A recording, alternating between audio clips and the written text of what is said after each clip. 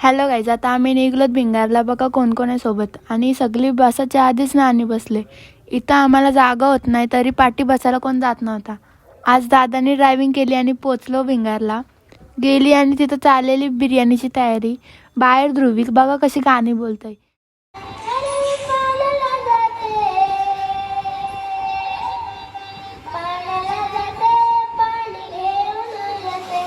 संध्याकाळी इथं 7ला आरती घेतात. सगळ्या आरती घेतली. थोड्या वेळात मामा आले आणि आत्याने त्यांना जेवायला बसवली. इथं रात्रीला खायला बनवत लावले. वहिनी आणि आत्या आहे.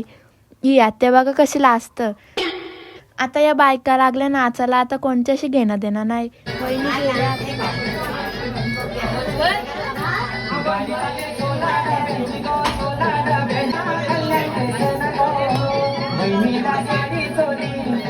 वहिनी गेल्या. आता नाणी आली. वहिनी काम करता टाकून इथं भांडायला आल्या.